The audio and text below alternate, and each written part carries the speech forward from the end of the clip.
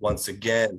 This is Nuance, and I am Mike Scala, joined as always by Jay Carter, also known as Timid, the hip hop MC and the chair of BLM Tokyo. What's going on, Jay? Doing all right. Everything is everything. I'm not flickering, so everything is good. Am I flickering again? Oh, yeah, look at this, like clockwork. Yeah, I don't know what that's about. We'll have to I'm hoping it's because there's a lot of activity right now because we're going live and everything. Maybe once we settle in, it'll stop. Wishful thinking. Yeah, it did last time, so we'll see how that goes. That is true. Well, wow, yeah, I see it myself. This looks like The Exorcist or something. Yeah. Very spooky. Maybe you've got one of those curses we talked about last time. Yeah, well, here it goes. All right, so we're calm. Okay, things are all good for the time being. All right, let's hope it stays this way. But we have a very special guest with us this week. We have Aminta Kilawan Narine of the South Queens Women's March. How are you, Aminta? I'm doing well. I'm doing well. Thank you both for having me on this program. Really excited to speak with you tonight. Yes, excellent. And very timely week to have you on, given what's happening. I know you do a lot of work around the issues of social justice, and so on, especially with the South Queens Women's March, right? Yeah, for sure. I think the country's grieving, we're angry, we're feeling all of the feelings. These are not new feelings that we're feeling. It's just amplified so much this week, and it's a really heavy time for all of us. Yes, absolutely. But we do like to start off with something on the lighter side, and I think we had a few this week, but Jay, I wanted to give you a chance to talk about what you posted to your social media recently. You did something with your mother, right? Yeah.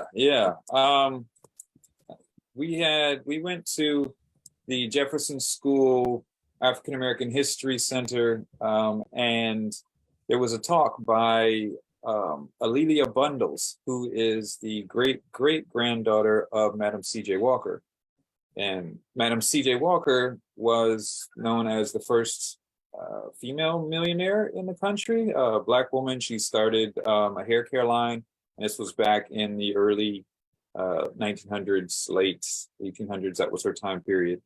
And she was obviously very successful. She empowered a lot of women to go out and, sell the products and made this nice company and whatnot. And so the great-great-granddaughter came, and she was talking about family and legacy, and talking about how, we should share these stories. And so she was the author of a book on her, a biography on her that came out, and I think it was 2001. That was on, I think it was on a New York Times list. So yeah, it was good. It was a good talk. It was good to sit with her and talk with her. And also it turns out that we share common ancestors. So we're in that same line. So we're distant cousins. So was that your mother who put that together? Because I know your mom is into genealogy. Yes. Yeah. My mother helped put that together. She was also partially on the hosting. So it was first for me to see her in action like that. But it was a little bit of a pride moment there for me. But because everyone's coming around and they're like, oh yeah, your mother's this, your mother's so great. Oh, she just knows everybody. And she's like moving around the room and like talking to everybody, and everyone knows who she is. And so it was really good. And then when Miss Bundles was on stage and doing her presentation, she even gave my mother props. Like she's in awe of the work that she does and this and that. So I was just like, wow, this was really cool. Wow. Yeah. No, that is really cool. And your mom was doing some pretty good things, right? She just published a book. Yeah. She's trying to stay with it. She's going to work with the International African American History Museum that's going to be opening up in Charleston, North Carolina. Probably later this year. South Carolina, later this year, the big one. So she's quite busy. She was just on Al Jazeera, a piece on Al Jazeera for talking about the work she's doing with the University of Virginia, where they are researching the histories of the enslaved laborers, because University of Virginia was built by slaves, and those stories haven't been told. And so now they are looking into that, and they're getting their names and their stories out there and giving them the recognition and acknowledgement that they deserve. Wow. That's so incredible, and it's hard to go from that to football. Right. Yeah. That was the other light topic that we wanted to briefly mention. And I know both of you don't watch football. Really, I don't either much, to be honest with you. But it was a point of controversy this past week. I saw on my social media, a lot of people in New York were upset that the Empire State Building was lit up in Philadelphia Eagles colors to congratulate them for going to the Super Bowl. Yeah, like I'm not, like I said, not into it really, but I can see how some people might be upset because, Eagles is Philly and, this is New York. Why are you flying Philly banners, Right. And also the Eagles beat out the Giants to get to that spot. Now, I can see it makes sense. That makes total sense to me then. Yeah. Yeah. Why would they light up the Empire State Building in Philly's colors and Eagles colors? I mean, I can see the argument that, all right, they're representing the NFC, right? The Giants division, but there's still bitterness there. There's that rivalry. It's like the Yankees and the Red Sox, not quite that dramatic, but I think there's those hurt feelings. Yeah, I mean, yeah, that's a point that needs to be put out there. Like if people are upset about that, I mean, they beat your team. Like, of course you don't want to fly their banner in their colors or whatever. No, that makes total sense. It's actually a historic. I do know that this is kind of a historic moment for the Super Bowl because this is the first time you're going to have two black quarterbacks going head to head in the Super Bowl. So that was a pretty good moment. Yeah. Well, there goes your tie-in. That's good. Yeah, there we go. Boom. Segues.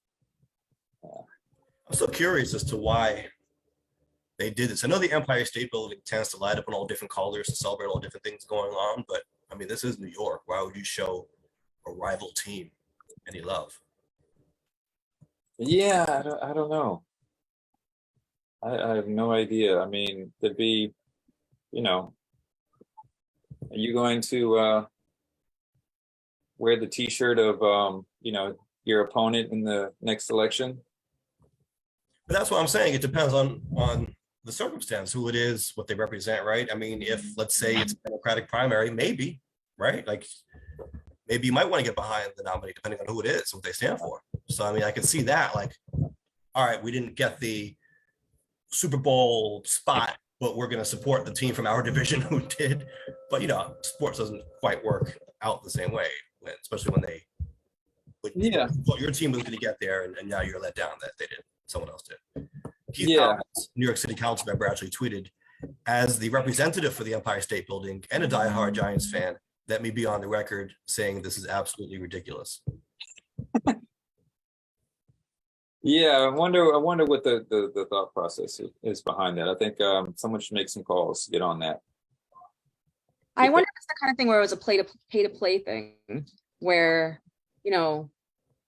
somebody paid for those colors to be what because I really can't understand the logic as to why they would do that. It's like a slap in the face. So the Empire State Building account tweeted out, "Fly Eagles fly, we're going green and white in honor of the Eagles NFC Championship victory." Yeah, I wonder if someone did pay for this, some kind of advertisement. The New York Giants retweeted it saying, "I'm just here for the comments." So.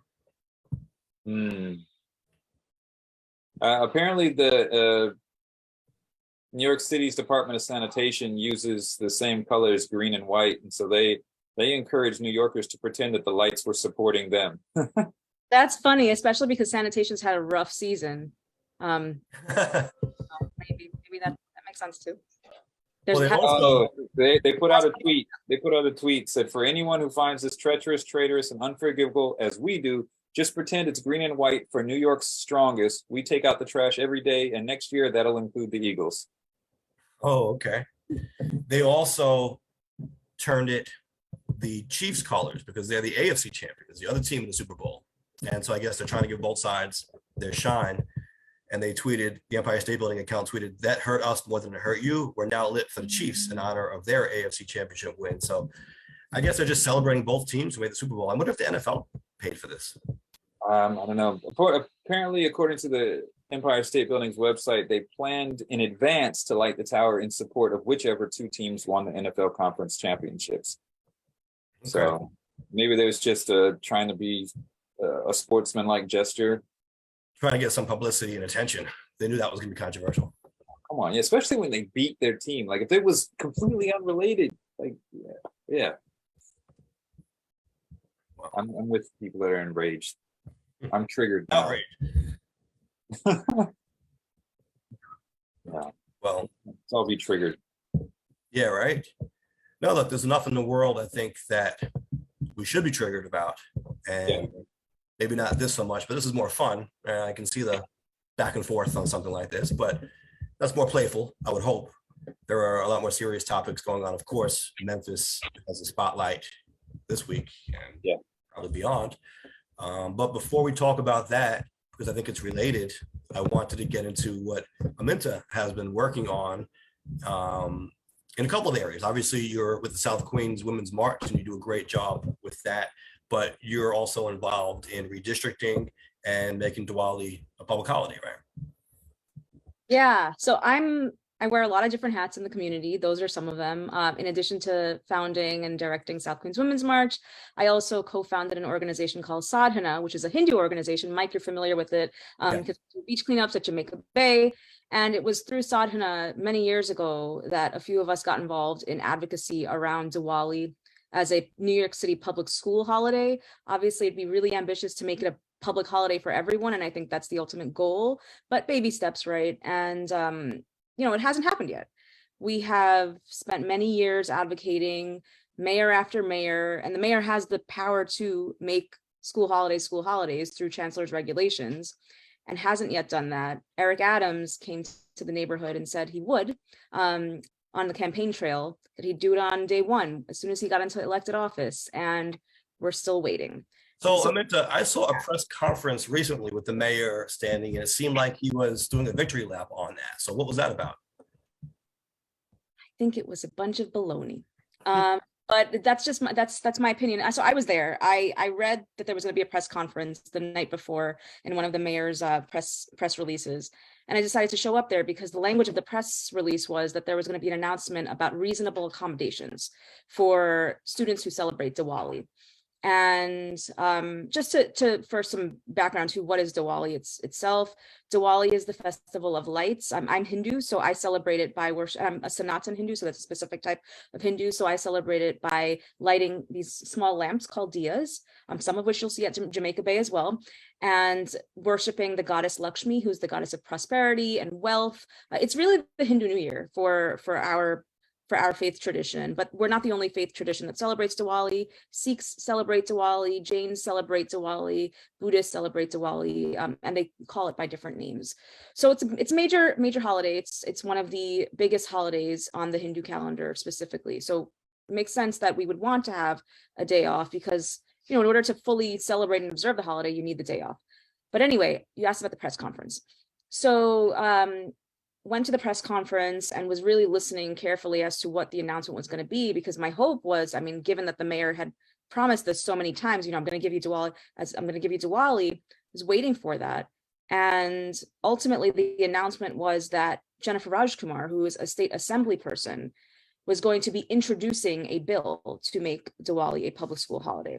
As somebody who knows a bit about the legislative process, because I work as a legislative attorney, I was like, okay, I know that introducing a bill does not mean it's going to get passed. There's tons of bills that get introduced every single year, and many of them die. And in fact, there were previous bills under the same state assembly that were introduced and died. And so, I wasn't holding my breath, but it was interesting. I think there's some momentum growing with regard to the passage of this assembly bill. So it's exciting. It doesn't absolve the mayor of his promise.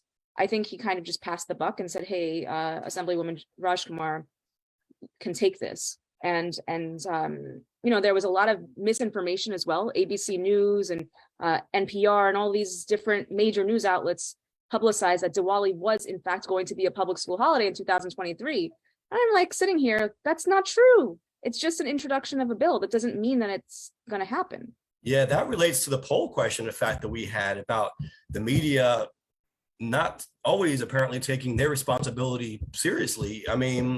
maybe it was an honest mistake, but come on, they should be able to differentiate between a bill that was just introduced and one that was passed and signed and can become law. Maybe in part that could be blamed on the press conference presenting it that way. I don't know, but there should be some better and more accurate reporting on that. Agreed, totally agreed. And I think the media has the responsibility, but also those that have the wherewithal and the information also have the responsibility to speak up and say, no, people who celebrate this holiday, this isn't a done deal as yet. So I felt it a personal obligation, a moral obligation. So I wrote an article in the Queen's Eagle about it because I was feeling really sad that my community members were celebrating this big achievement, knowing that we still needed to advocate to make it actually happen. So the advocacy is continuing. There's a lot of visibility around the issue, so I'm hopeful. But certainly, I'd like to see this happen in the short-term future. I think the mayor can do it tomorrow if he wanted to, and I don't know why he hasn't done it yet. Yeah, I know that bill to make it a holiday has been floating around the state legislature for quite some time. Because when I worked in Albany in the state Senate, I believe Senator Sanders was a co-sponsor of that bill, and it had been introduced even years prior to that. Yeah, you're right. You're absolutely right. Yeah, and I was looking up. You mentioned it earlier, and you're right. A lot of the news stories say, basically it is fact that this year it's going to be a holiday. And so, if that's not a solidified fact as yet, that's definitely not good reporting in that regard. Now, has there been any pushback on making it a holiday that's being faced? I think the pushback hasn't really come in the sense that anybody's against the idea of it being a holiday. It's more so administrators, including former Mayor Bill de Blasio, have said that logistically they're not sure how they could make it happen, given the number of the school days that have to be on the calendar. That's been the pushback.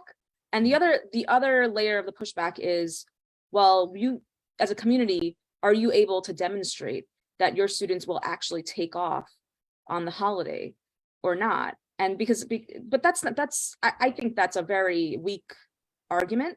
And I think it's unfair to the community. You'll take the day off if you have the day off to take it off. But if you don't, especially, I know so many of our community members, we play by the rules, right? So if the day is not off, we don't get the day off, we're not going to take the day off. We're not going to keep our kids home from school. So it's a weak argument, but those are some of the ways in which there has been pushback. I don't think there's any community I don't think there's any community that would say, no, we don't deserve this holiday. I definitely think that there has been a public unifying discourse around us having a holiday. So I think that's a good thing. And I think it's just a matter of how do we logistically get it done and get it done quickly. Another year is going to go by and still no holiday. It's very disheartening. So are they saying that it would be an optional holiday? They're saying that you have to prove that people would take the day off. I mean, wouldn't everyone be off? Yeah, so that's a very interesting question. There's a couple different bills. I know that, and I was going through them. So Jennifer Rajkumar's bill would remove Brooklyn Queen's Day from the public school holiday and replace instead of having Brooklyn Queen's Day off, students would get Diwali off instead. So that's one option, which would mean everyone gets the day off, right? There's another option where school districts have to prove that their district celebrate. I think there's some sort of ratio that you have to prove that a certain amount of students actually celebrate and observe the holiday in order to get the holiday off. So you have to meet a threshold there. So that's not an automatic. So there's different mechanisms in different bills because there are different bills on this. So but I think the Rajkumar bill is the one that has the most political momentum and sponsors. So, I'm hopeful that it's going to pass. Wow. Yeah. But it's a lot of just like, again, a lot of political power playing, a lot of, misinformation that's not corrected by the folks that have the obligation to correct the record. And even famous Bollywood celebrities have made the announcement that they're so proud that Diwali is going to be a holiday. And it's just like, oh my gosh, it just went so far so quickly. And I'm one of the lone Debbie Downers, just like, no, hold on. It's not yet. It's not. And I don't like to be that person, but I think you have an obligation to. Sure. Yeah. What happens is then if everyone thinks it is, when people are not off and it's not a holiday, they can say, hey, what happened? You just told us, you lied to us. You told us last year it was going to be a holiday. And so you have to correct the record immediately. So when is Diwali this year? It varies. It is in November this year, and it falls on a Sunday. So even if they say it's going to be a holiday, it won't matter this year anyway, which is why they should do it this year. But he's got an out. He's got an out. It was a holiday, but it was just Sunday. It's not my fault. What can I do? Yeah, hopefully that gets sorted out, or at least gets the ink gets dry on it becoming a holiday this year, even if people can't take advantage of it. So yeah. Thank you to everyone joining us in the chat. Lixa says, good evening, everyone. Good evening, Lixa. James says, hey guys, what's going on, James? Thank you to Joe, Sal, everyone else checking in. Yeah. So now, Diwali, is that the one? Isn't there a big festival in India where, because you mentioned the lanterns and stuff? Is this the one where the people put the lanterns in? I think it's the Ganges. Yeah. That's certainly one way in which to celebrate Diwali. I mean, yes, that's certainly a way, but in addition to that, a lot of us, especially in the Indo-Caribbean tradition. So I'm Guyanese. My parents come from Guyana, and obviously my ancestors migrated from India to the Caribbean, and now we've migrated to New York. So we, in our tradition, I was raised to make it a priority to stay at home on Diwali night, because the understanding is you're cleaning your whole house, you're making sure that everything is spick and span and ready for the goddess Mother Lakshmi to come to your home and bless your home with prosperity, with wealth, with light. And so there's all these preparations, and then we usually take these diyas. And so if you drive around Queens on Diwali night, and the night before actually also, you'll see diyas lighting people's front gardens, their front yards, their walkways, because the understanding is there's many different stories around why we celebrate Diwali. But one is that there was in one Hindu scripture called the Ramayana, there was a king who was banished because it's a whole long saga. We don't have time to get into it, but it's very interesting. And he comes back home after being exiled for 14 years, because one of his father's wives, because his father had many wives anyway, didn't like him as a king, so she banished him, and he came back after 14 years, and it was dark when he was coming back, so the whole kingdom lit up the villages to make sure he saw his way back home. So that's one of the other reasons we light up our homes for Diwali. But there's many different traditions. The Sikh tradition is very different, but similar observing, where they also light diyas. But it's a beautiful holiday. It ought to be on the school calendar at minimum. Yeah. Hopefully that gets pushed through. Use a lot of that.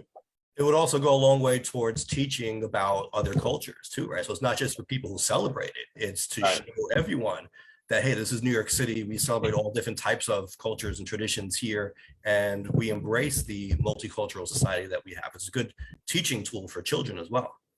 Yeah, no, for sure. I also think for kids who don't see themselves reflected in the traditions that are observed, it hurts, and I think it's one way in which to let those kids know that they matter and they exist, and they won't be their narratives won't be erased, but rather will be celebrated and included. I think growing up in New York City, I never saw myself reflected in celebrations at school until I was in college, actually. And that's when we had, the South Asian Students Association and things like that, where Diwali and Holi would be celebrated on campus. But before that, I never saw my faith reflected in the ways in which we celebrated at school. So I think it'd be really great. It'd be a great way to also, yes, you're right, educate kids, educate teachers as well. And yeah, it's very promising. So I'm hopeful that it's going to happen. But I just don't want folks to think that it's a done deal yet, because it's not. Right. So yeah, the pressure has to stay on, and I know you're up for the task of doing that, making sure that people are held accountable and that we do get this. And it's not just an announcement that doesn't have any follow-up, it really does materialize. And so I have my faith in you and the advocates to get it done. But I wanted to also ask you about the cleanups, because you mentioned doing cleanups around Jamaica Bay. We, of course, here we go. I get this. I can see it now. You're back. I'm back. But anyway, hopefully you can still hear me. I do sometimes get messages from people relating to the Zoom panel that we did a while ago, talking about the generational shift in the ways that folks are worshiping, how the younger generation, yourself included, is preaching that you can still follow your traditions in a more environmentally friendly way. You know, we talked about how that wasn't going to necessarily change overnight, but there was that shift. And as people keep doing that advocacy, more and more people are starting, I think, to change their method of worship. So has there been any movement that you've been able to observe on that front? Because it seems like since I've kind of taken charge on this, and I did some cleanups myself, and we did that Zoom, people kind of look to me as someone who's almost responsible for it now. And they're like, hey, there's more stuff happening here. What are you gonna do about it? What's happening? So, you know, where are we with that? Has there been any kind of improvement? Yeah, no, and I feel you on this responsibility too, because on the Hindu side, for Hindus, they come to me as well, and they're like, well, we have these items we need to put in the bay, but do you have any recommendations for what we can do as alternatives? I got a Facebook message just a few days ago from somebody who said that they have murtis, which are statues, for lack of a better term, that are left at the bay, and they want to figure out what to do with them as opposed to leaving them at the bay, because that is what priests often say is the best or most spiritually acceptable way to discard of certain items. So it's a challenge, right? It's a nuanced challenge.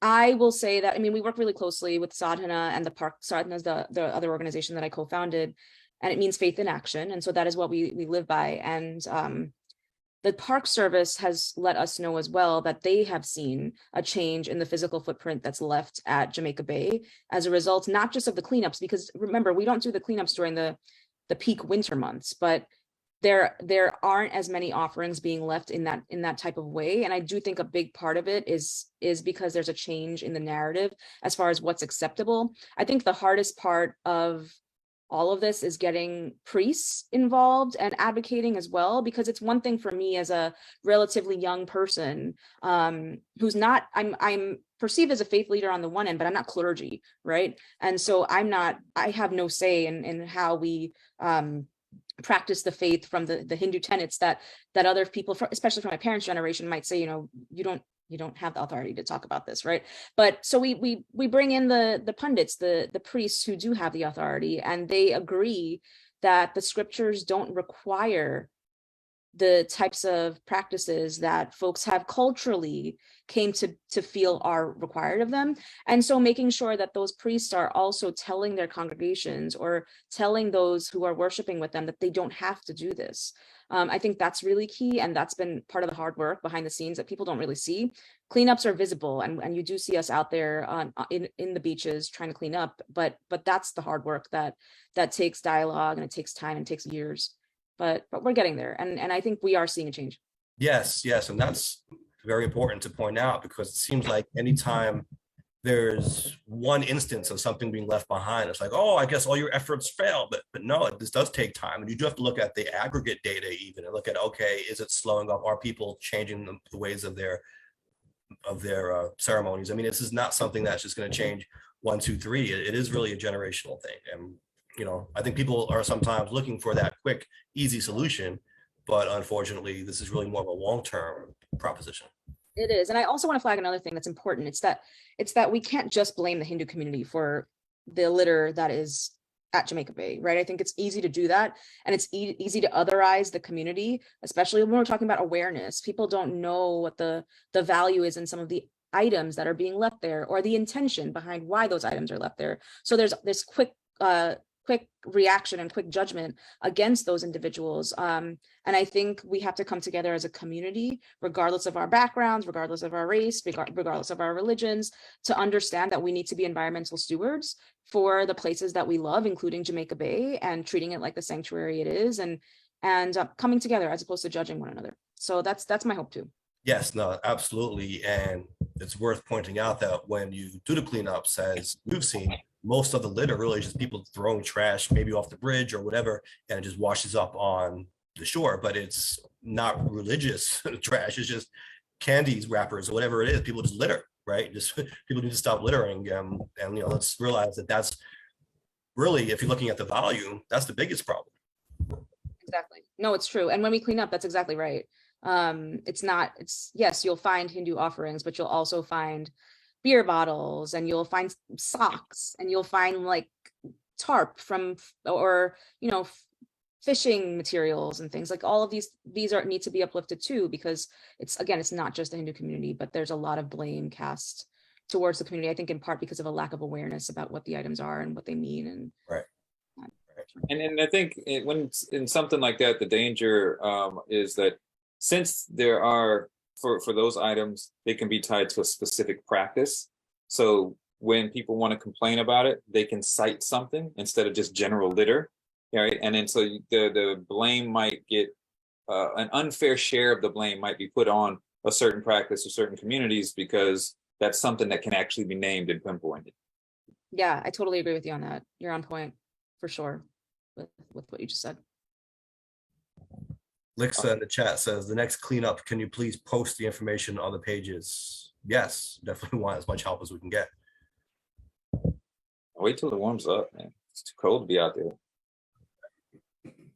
She also says, wasn't there like a cage looking thing by the bay that the statues could be discarded? Yes, that's right. There was, and that was done by the Park Service. So the Park Service had a community liaison that shepherded these several different projects, including creating this cage structure. Ultimately, I don't think it's not there anymore. And I think a part of the reason it's not there anymore was because it outgrew its function. So many items were being put inside of it, which is a good thing, right? Because at least it's localized to that particular area, as opposed to being sprawled out in Jamaica Bay. But it was just becoming a lot, and the Park Service did have to move it. I don't want to speak for them, but that was my understanding. Right. But it's good to explore all these different possible solutions. There are multiple ways to tackle an issue like this. We need to be exploring all of them. And like you said, coming together as a community and putting our heads together and working together, not trying to otherize people, but we're stronger together than we are divided. So, all right, let's talk redistricting, because you've also been instrumental or active on that front as well. So what's going on there? Yeah, so redistricting has been a long journey. I remember the first time I got involved, one of the first times I got involved in my community was when I was just figuring out the lay of the land, and I learned about this thing called redistricting, which was to me really complicated and technical, but I didn't realize how much it mattered, especially with communities like the South Asian and Indo-Caribbean communities of Queens. And so the redistricting process happens every 10 years after a census is taken, and it's intended to ensure that districts are drawn equitably based on the census data that comes out. So for the last year or so, with South Queens Women's March, through an entity called APA Voice Redistricting Task Force, which is a large umbrella organization of over 21 member organizations that serve in whole or in part Asian Americans across New York City, we joined in the fight towards redistricting. This isn't my first time working on redistricting. I had 10 years ago, but this is my first time doing it under South Queens Women's March and in this formal way, really. And we've been trying to educate the community about why it matters and making sure that our community members come out to testify, not just folks like me, but making sure that people that live in the community and that care about the community and want to get involved understand how lines are drawn to ensure that people continue to be underserved and why we need to advocate for some sort of difference. And what we're seeing at the state assembly level, interestingly, is that there is an appetite to make a difference. And I think the clarion calls that have been raised by so many of us are finally being heard, because I mean, this advocacy goes back 30 years, where folks in the community have been trying to get a district that looks equitable so that somebody who's a candidate of the people's choice could possibly get elected. So the IRC redrew the map such that where we were divided in 6 at the assembly level, we may be divided in just 2 districts, which is great. Now, this is mostly around Richmond Hill, right? Because wasn't Richmond Hill carved out into about 6 different districts? Correct, exactly. It's mostly around Richmond Hill and South Ozone Park. And so we're hoping that, so the IRC, they couldn't get their act together. The IRC, which is the Independent Redistricting Commission, they're comprised of Republicans and Democrats, right? And they're supposed to be a nonpartisan, you know, entity that is unbiased, but nobody's really unbiased, right? We know this. And so they were tasked to come together to get one map that they all support, and they couldn't get their act together. So then it was a whole saga. But anyway, long story short, they finally, just a few weeks ago, came together and decided on a map. And the map looks really good. And so we have to get to the finish line in Queens. So there's going to be a public hearing on this issue at the assembly line, specifically on February 16th at York College. So, you know, we're hoping that folks will come out in support of the map that the IRC finally decided they were going to agree on, so that push this to the finish line and get it done. Right. I mean, that sounds like something that's tough to convince people to do, generally speaking. I mean, it might be a little bit easier once the map now is going to be final. You want to make it final, you can kind of just rally support behind it. But just to get people involved in the process, I mean, it's hard enough to get people to want to vote in local elections, but now you're telling them you want them to make their voice heard about how lines should be drawn. That just sounds like so beyond what anyone really wants to think about, unless you're super into it like we are. Yeah, no, you're totally right. And that's why you have to boil things down into a simple understanding of why this matters. And so we've held town hall discussions at catering halls that look and feel like the community, not like high level technical data scientist type conversations, but literally how this affects how many garbage bins you have on a major thoroughfare, right? These are the things that matter. Or like how resources get allocated to the schools that your kids go to. So I think that's the way you get the community's buy-in. But you're absolutely right. We do voter registration too at South Queens Women's March, and it's really hard to get people who are eligible to vote, but just don't understand, especially when you're coming from places where government didn't really work for you or was corrupt. It's hard, and I can understand why folks are reticent to get involved in their communities and in that way, because they don't see government working for them. So why are they going to buy into that, you know? So I think it's tricky, you're right, but part of the reason why government hasn't worked is for folks, or they might think it doesn't work for them, is because they haven't been able to elect the candidates of their choice, right? So what would it look like if that were the case? And I think that's the way you have to pitch it, but it's got to be really nuanced. You've got to be intentional about the language and not have it be highly theoretical, because that doesn't. And people need to know, and this has been part of the education and the outreach, what the elected officials' jobs are. Yes. What does an assembly member do? What does a city council member do? What's a district leader? I mean, if you want people to be invested in voting for these things and even taking part of the process of how the lines are drawn, they need to know the job descriptions, because so many people don't. And then it's hard to get someone interested in being involved in the process if they don't even know what the people are supposed to be doing for them. That's totally right. And I think, so that's one of the things I try to, when I started writing for the West Indian newspaper, which is a paper that gets circulated in Queens, primarily in Indo-Caribbean areas, that was my main goal, was to write about, like, literally, what is the New York State Senate? What is the New York State Assembly? What are city council members expected to do? Because people don't know. And it's not just communities, like, it's not just, you know, Indo-Caribbeans who don't, it's a lot of people. It's everybody. People don't know. Yeah. They don't know who's, like, they don't know who their city council member is. They don't know these things. And we've got to normalize those conversations but I think, you know, we've got a long way to go as a people. We're getting there. But yeah, I agree. I think it should also, in saying, okay, this is what this position does, this is what this person does. I think that the highlight of it should be, and this is how it affects you. This is what they do for you, or they're supposed to do for you, or what you should expect them to do. When it's framed in that way, people have more of an interest. If it's just like, oh, this is what this position is, it's like, okay, but you know, what do they do for me? And that, how does it affect my life? Right. And it should be just in clear terms, like, yeah, like I said, how it affects their life. And give very simple, very basic examples, just even like you said, like, you know, how many trash cans are here, or, you know, what have you.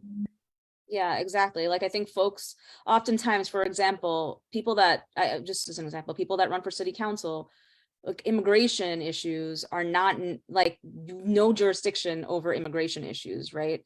That's right. But I think, and I sometimes follow campaigns, and I'm like, oh, this is so, why are they uplifting that? They have no jurisdiction over that, but it's, you know, playing into this continuation of keeping people back from knowing the real knowledge Right. and saying what they want to hear, but, you know, not giving them the truth about what can actually get done if you get elected. So I It think goes the other way too. Sometimes people don't even appreciate how powerful, for example, a city council member could be. And so maybe they're even campaigning on like hyper local issues. I show up at all the civic meetings, but people don't know that there's a whole job that's beyond just being visible in the district, but delivering for the constituents. And how can people deliver for the constituents? And then you have people who might vote on these positions thinking that they're essentially powerless because maybe when they turn on cable news or whatever they watch, they don't hear discussions on that. So they think it doesn't matter who's in these positions because as far as they're concerned, they can't do anything for them anyway. that's very true. That's very true. No, I agree. It goes both ways. You're right. When you need garbage disposal, who do you call? Sanitation, the issue of sanitation is a city council issue. The issue of policing even is a city, it's a local issue. It's not a, you know, so I think these are all conversations and things that community members need to become more educated about so that they can make government work for them and also, you know, so that they can hold folks accountable. And part of the problem is that this is a very complicated thing. I mean, even for attorneys to try to figure out the difference between, okay, when does state have jurisdiction? When does the city have jurisdiction? When is it concurrent? I mean, these can be very complex ideas that can be hard to boil down to your everyday person when, you know, even people who work in government sometimes can't figure it out. Very true. It's very true. Is there that type of information out there that's accessible to the public that just lays it out plainly? Like, this is what a city council member do. This is what an assembly person does and how that affects you, and just some sort of a fact sheet, fact website or something like that for the public. We actually did this. We did this. We created something like this at South Queens Women's March. I think it was last year or the year before last, for that reason, just so that we could have something quick and easy for folks who don't know why. Because you can't be asking people to vote and then not giving them information about why voting matters, right? So we did create something like that. It was a toolkit specifically for folks to understand. I know the Mayor's Office of Immigrant Affairs did a really beautiful rack card that had these little, it was beautiful, it was very artistic, and they had these birds that were chirping to explain to each other what the different roles of government were, and it was really nice. And I asked them if they could revisit recreating that and updating it, because it was just such a good thing to provide to community members. But I don't know that there's a one-stop shop for this. What was it? You said a rack of cards? A rack card. A rack card is like a brochure, except it's Gotcha. I was thinking even a deck of cards could be cool with like each card having a different position on it. Yeah, anything that promotes civic engagement. But that sounds, sounds. I wonder if we could put together just a site that just is up all the time, just with that information sitting on it, so people can be referred to. It's a good idea. I know there was a group that put together a site about the county committee. What is the county committee? And that's getting really deep into it. You know, how do you get elected to the county committee? What does it do? But there definitely needs to be more of that, just to show people what it is, more transparency. And I think that's one of the bills we were going to potentially mention here, that there was a bill that was in the Senate, the state Senate put forth a bill that would require campaigns who are pushing these nominees for appointed office, so not for elected office, because when you run for elective office, you do have an obligation to show your donors and all your financial activity. But what about when it's just a name who is not standing for election, but who is going to be, or potentially nominated by the governor and confirmed by the state Senate, in the case, for example, of a chief judge? Obviously, there was a lot of controversy over the governor's pick, Hector LaSalle. And so coming out of that now, there's this idea that there should be transparency. If there's a public campaign out there to back someone like this, or anyone who stands for appointments, then the public should have a right to know who's donating to these groups.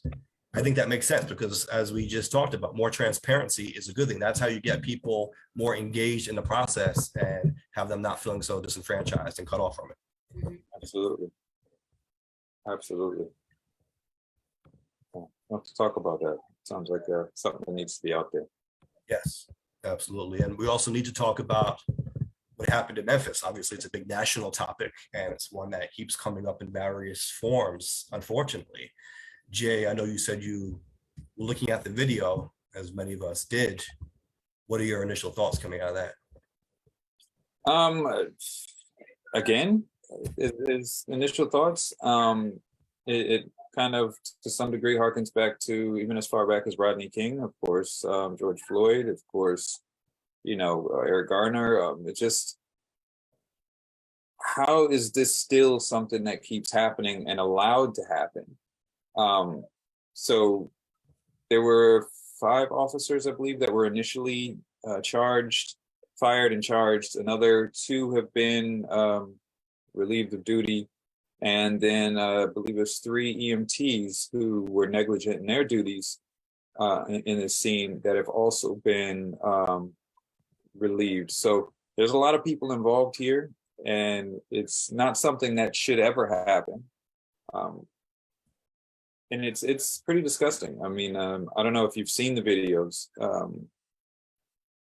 There's, it's you see a lot in these videos when the police are screaming, "Stop resisting, comply, just comply." But when it's impossible to do that, that they don't even stop or anything in that regard. Like, if they're like, "Oh, well, stop resisting," but you've just sprayed them with mace and you're tasering them. The body is going to flinch. The body is going to move. You can't, you can't not do that in that regard. So, that's a problem. And, this guy shouldn't have been pulled over at all. Even the police chief said in their investigation, they found no reason why he was even pulled over and stopped. So. Do you think the fact that we have cameras now that are in such wide use contributes to any progress on that front, at least in terms of more accountability than we might have seen before? I'd say a little bit. I wouldn't say 100%. I'd say a little bit because, we've seen, Rodney King was all on camera and they all got off. So it's no guarantee, but it is something that's very helpful and is something that's needed because so many more who might not have seen justice would have absolutely not seen justice had there not been any sort of evidence to refute whatever the official story that's going to come out is. Right.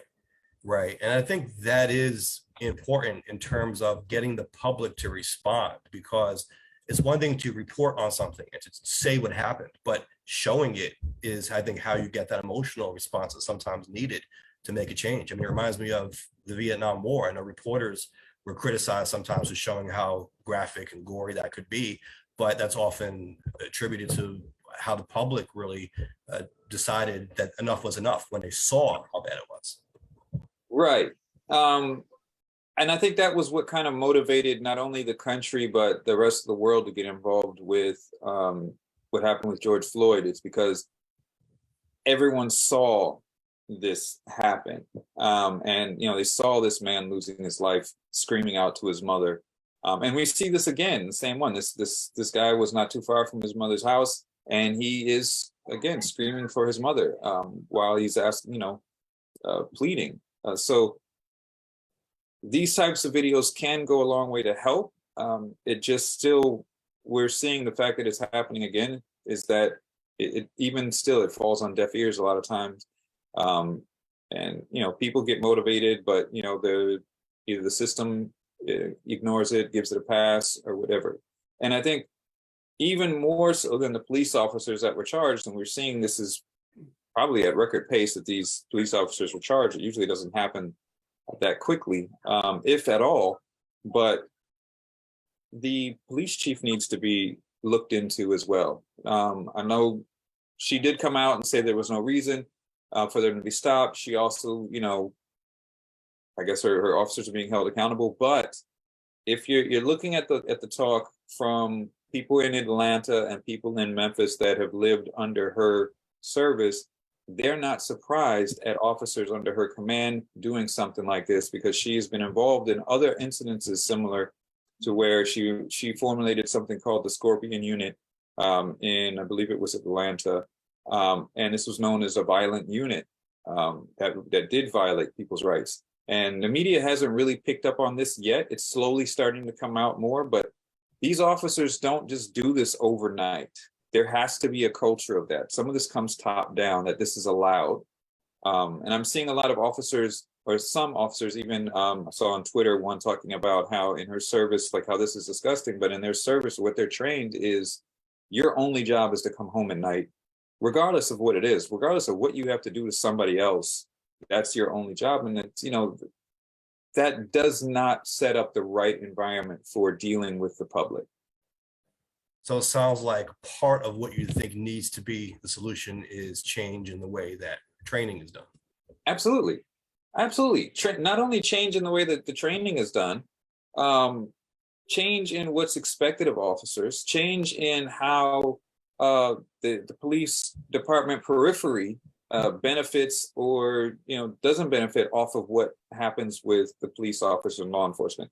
No DA or mayor should get a pat on the back for making the police officers lock people up, because then you put a price on people's heads.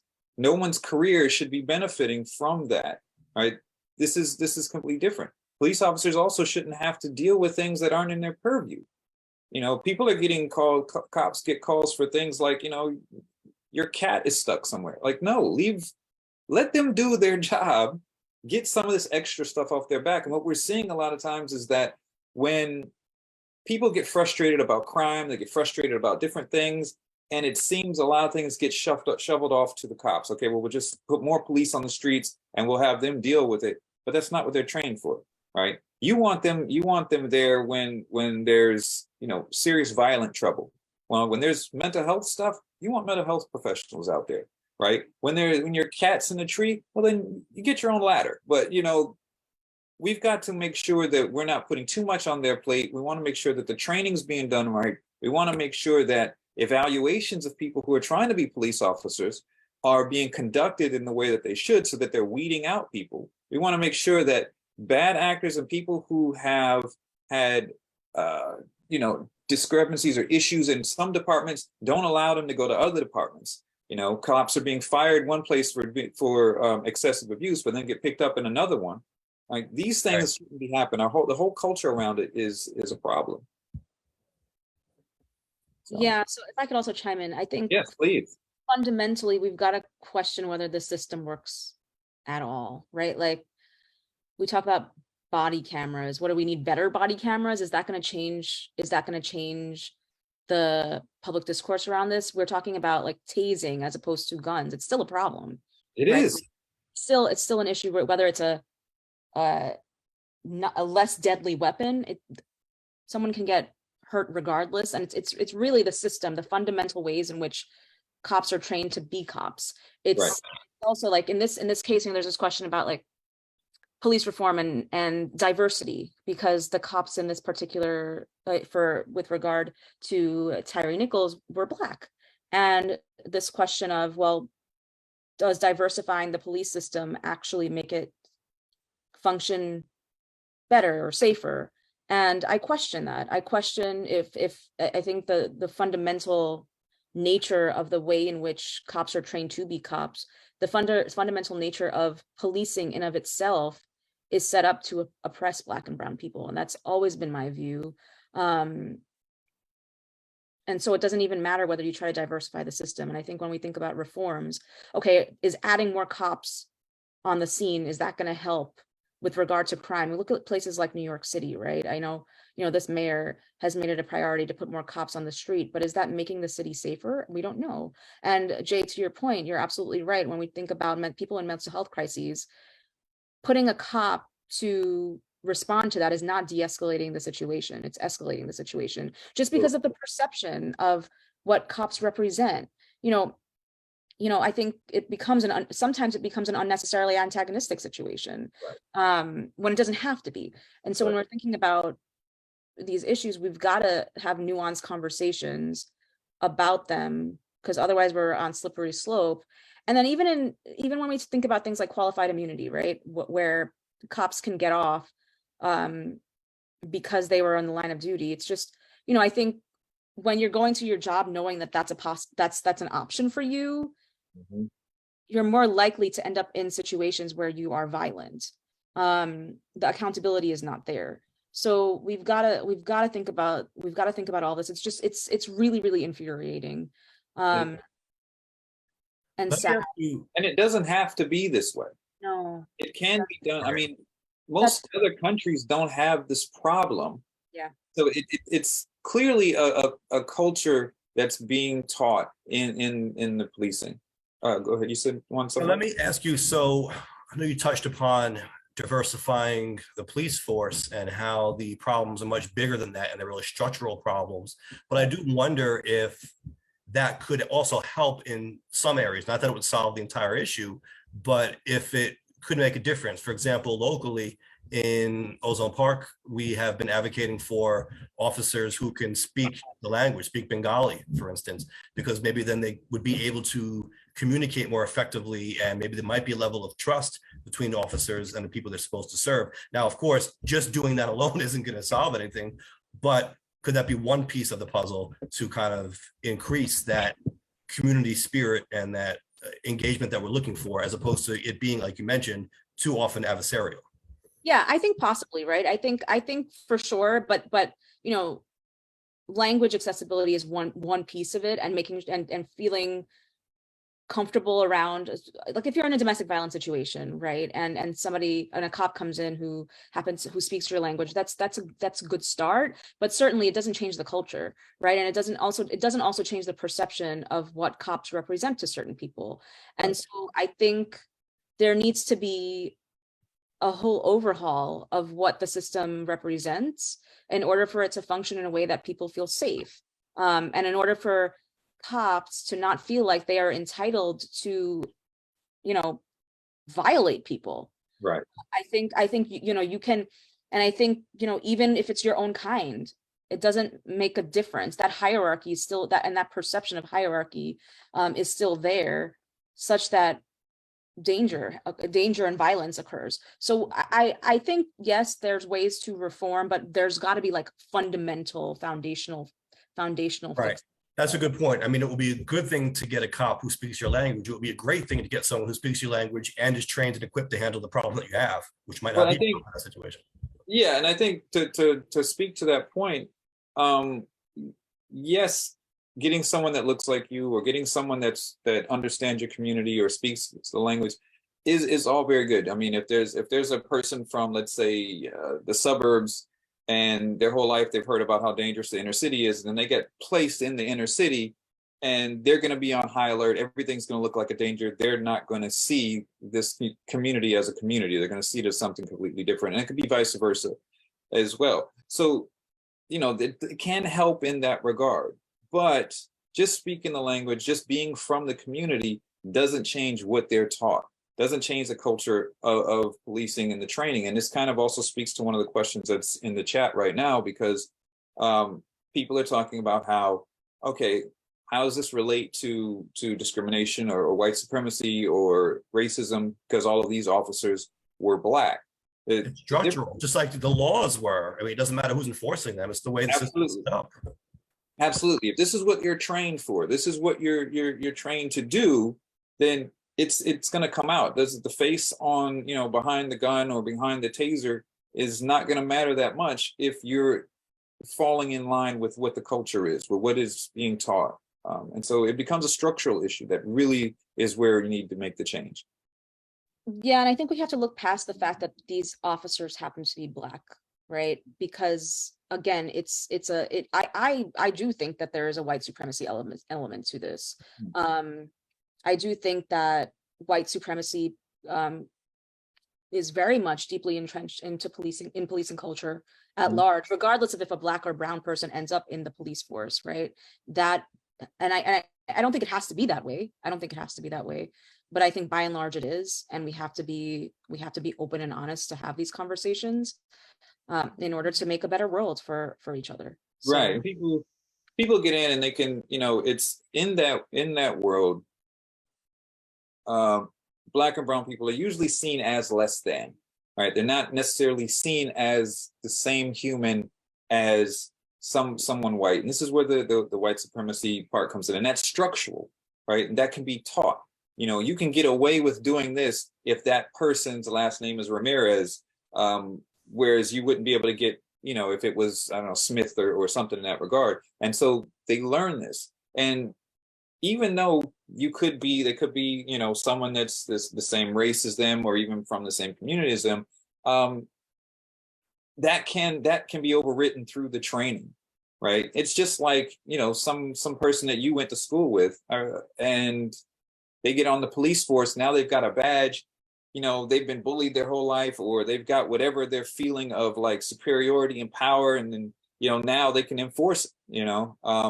And so that's what comes into it. So let me ask that then, because the training is one thing, but if you're saying it also sometimes attracts certain people, maybe who have been bullied, who have a chip on their shoulder, whatever, is the training going to solve that issue? I mean, if supposed to. That type of person. That was another point that you made, that you have to weed out people who have the wrong intentions, right? It's supposed to. And if I remember right, and I could be completely wrong here, but there is supposed to be psychological evaluations.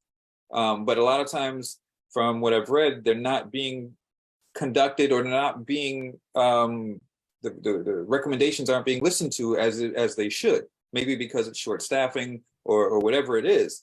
But these evaluations need to be carried out, and they need to be upheld. Like, this is not just a job. Policing is not just a job. You don't just clock in and clock out like you're at Burger King or something like this. You have a public responsibility. You have public trust on your shoulders, right? You go in here, you don't have the luxury of having flaws, right? If you mess up my French fry order, you know, I might be upset, but if you shoot and kill someone, that's it. You know, there has to be a higher standard here.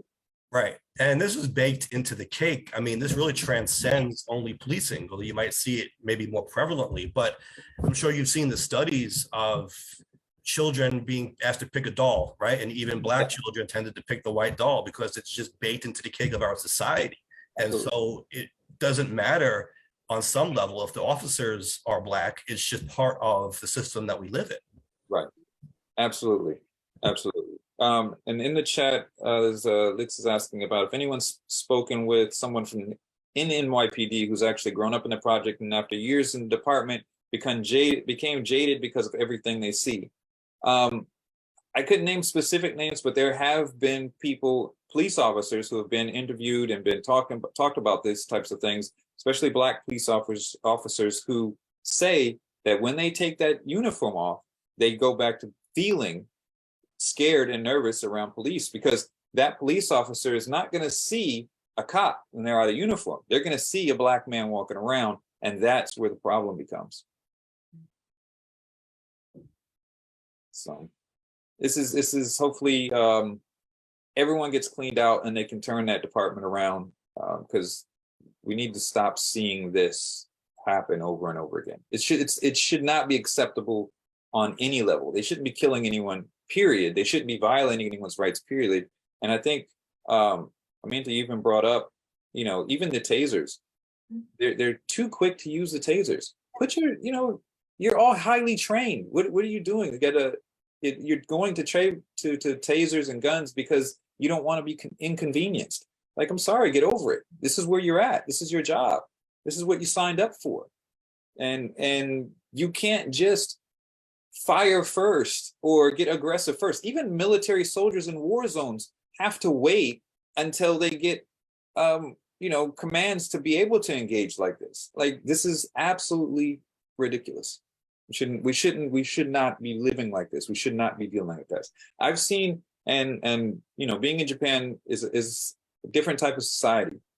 And I remember seeing an incident with police officers, and they're not perfect out there at all. But I remember seeing an incident on the street, two groups of guys, and they were yelling at each other, and they were obviously a little bit drunk. And this was probably about midnight, and they were yelling top of their lungs like they was about to get into it, and they're like right in front of each other's face. And then this cop comes up, and it was just hey, you guys calm down. All right. What's going on here? And they're just yelling a little bit. He's like, yeah. You go that way. All right. You guys go that way. Just go home. And that was it. It was done with it. But here in the States, a lot of times everyone would have just been arrested. We have to change how we do policing. I agree, Lixa. Yeah, I just saw that comment in the chat. There should be more accountability and harsher punishments if a police officer abuses their power. That's from Lixa. Paul Trust checking in. Hey, Paul.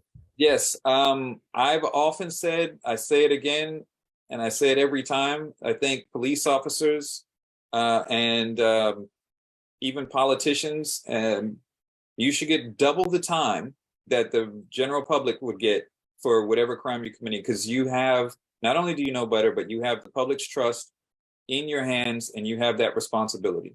So whatever that person, if a police officer, violates someone's rights, whatever someone else would have gotten for that, you should at least get double the time plus whatever the crime is. Well, speaking of responsibility and accountability, since we do need to wrap up pretty soon, I wanted to go over the poll results from last week, because we did ask, should corporations that own the media take their responsibility as stewards of our knowledge more seriously? Of course, we touched upon this earlier with some of that false reporting that came out around Diwali. So I put the poll up on Reddit, as I've been doing, and we've got results here. Interesting, 84% saying yes, 16% saying no. I think some people are just that cynical now, because they think that the media is not something to be taken seriously. And so they're not even expecting it anymore. That's really a sad state of affairs when we've reached that point where they don't even think they should take it more seriously, because it's the media. One comment here said they are not stewards of our knowledge. They're sensationalists who report on current events. American news in particular should be considered entertainment. And that's really sad, because it's not how it always was. Another comment, of course, but as they're so well rewarded for what they do now, there seems to be little incentive for them to do so. Right. Yeah. Do you remember, and it was in the early, I believe it was in the early 2000s, there was a nationwide poll, and Jon Stewart was seen as the most trusted newsman in America in that poll. And he was, of course, on Comedy Central doing, his show. And I particularly remember that, because that was just like, wow, this is really where it's sad, because he's doing a comedy show. He's very informative, and everything is, a lot of good information. But if he's the most trusted, that does say something about what's going on in the rest of the news media. I think people should get their news more locally than the big networks. They seem to be a little bit more above board.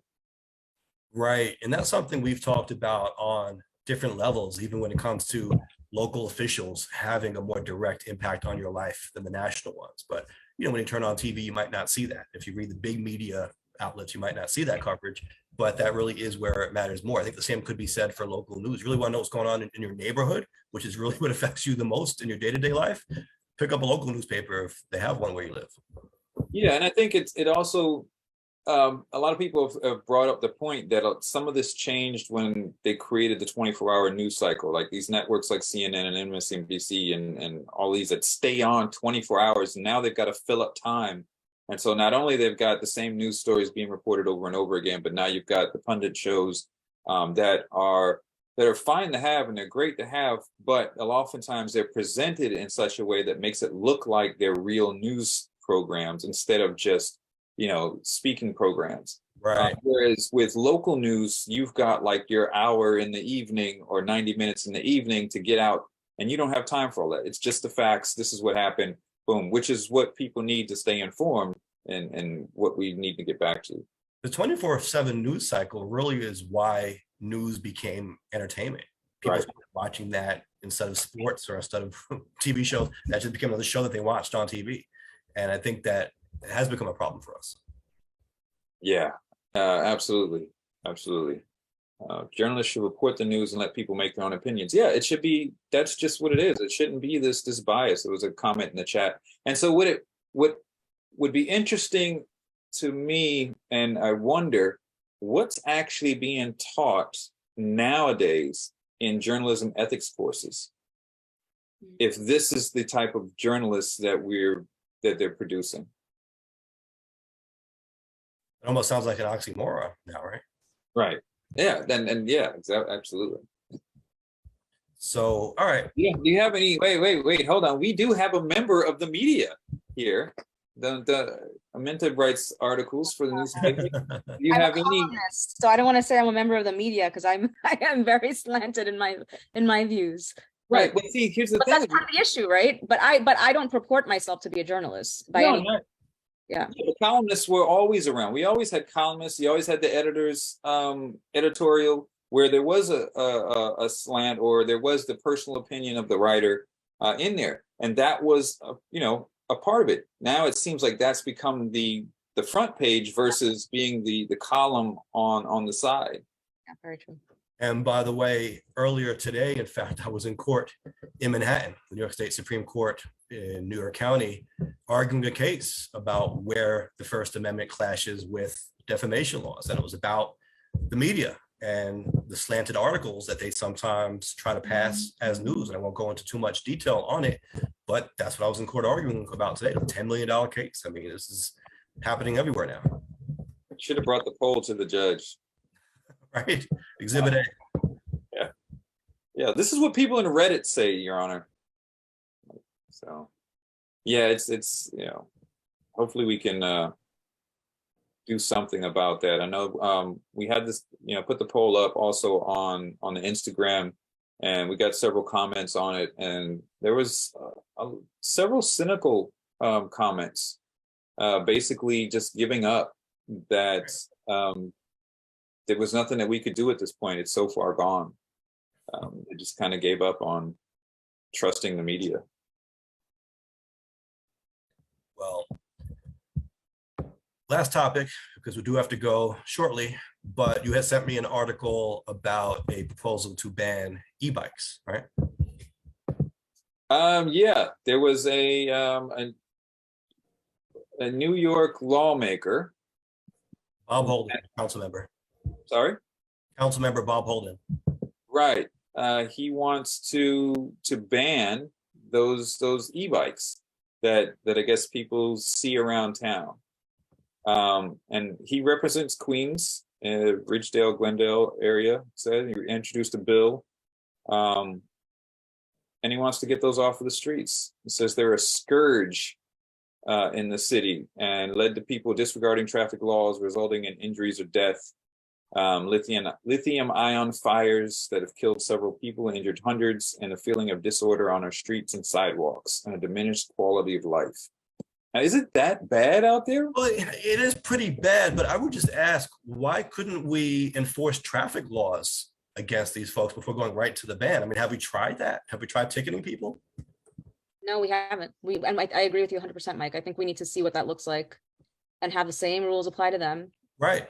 Makes a difference. That's exactly why people run lights who are on but I mean, that's why I think, but it doesn't take away from the fact that the batteries, the lithium ion batteries are a problem, right? And they are a fire hazard. So I think, it's a nuance. That's really been happening big time? Yeah, I don't know about big time, but there have been some noteworthy instances of fatalities as a result of them. Yeah. So, and they get really hot. I know this because my husband has scooters. So, my opinion on, don't ask me what my opinion is on this because he might not like the opinion, but it can be bad for sure. But I agree with you, Mike. We should try out regulating, because the other thing is they're better, in some ways they're better for the environment. Depending like if we're talking about scooters, right?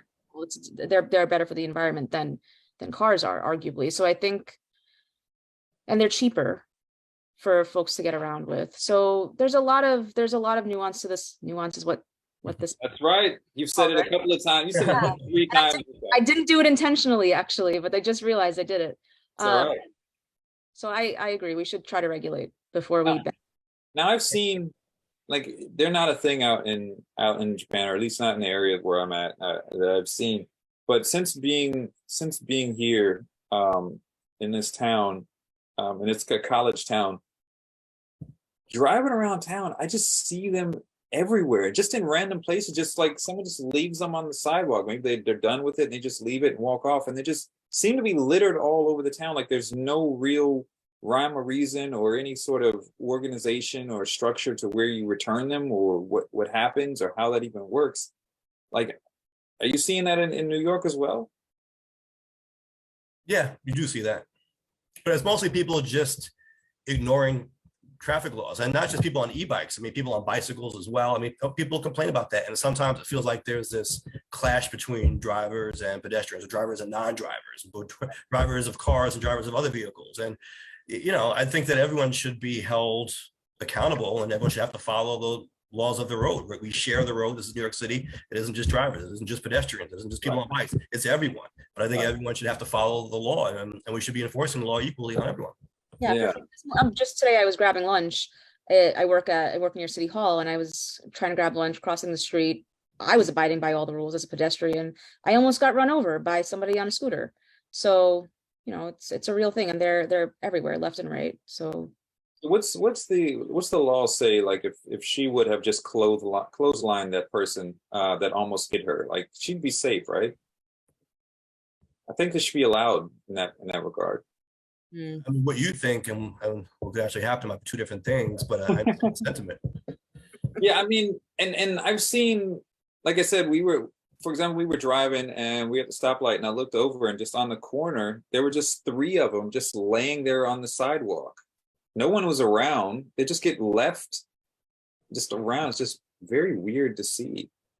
Right. And I also heard recently a friend of mine in Rockaway saying he looked out his window. In fact, I think it woke him up late at night. There was just a group of people on motorcycles racing in and out the street, obviously not following any kind of traffic laws, just kind of running wild. I mean, that's become an issue. You should see it on the beach, on the boardwalk, and all kinds of places, all these off-road vehicles causing problems. Let's not get started on the people on the darn motorcycles running up and down the street loud. You can't even hear the person next to you inside your house. Like, yeah, it's bad enough we have the noise from the airplanes around here. So, but yeah, on the e-bike issue, it looks like I guess there's someone suggesting, or maybe it is, that there would be a $500 fine imposed on riders that break the law, I guess, that he's proposing. So, but he's proposing to ban them, isn't he?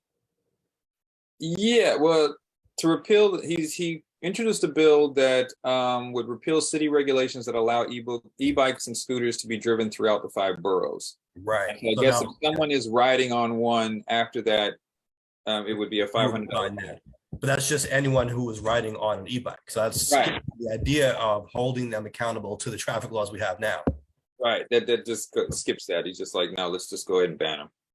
Right. I also just want to flag that Paul Trust wrote in the chat. I just started looking at the chat. He wrote that I think they're essential when it comes to delivery people. I think that's totally true.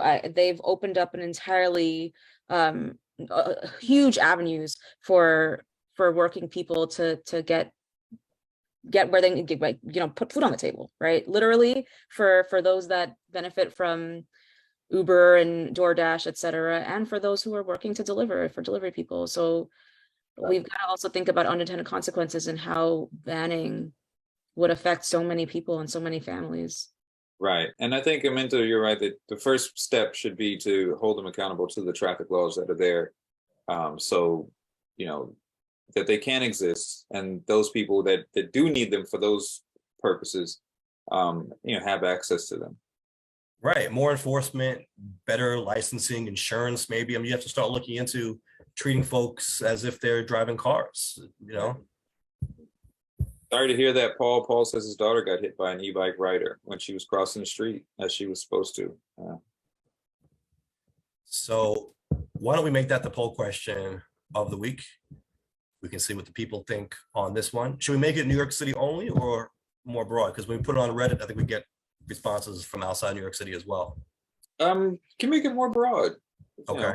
Because I think it's probably not just a New York, they're probably not an issue in just New York. Because like I said, seeing here, I don't know what people are talking about as far as getting hit or whatever, but I do see them everywhere, and it is, I don't want to go as far as to say an eyesore, but it's just something that just seems odd, just laying every control, right? Something that needs to be reeled in somehow.